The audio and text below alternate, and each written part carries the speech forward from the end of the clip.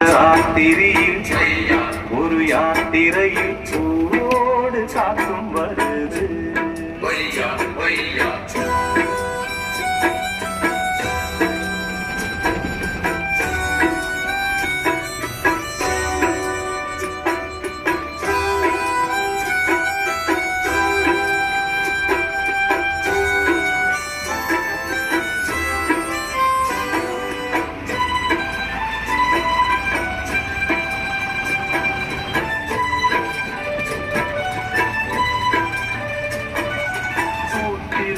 வைரமணி தாரதைகள்தான் சாத்திரியில் பார்த்ததுண்டோ,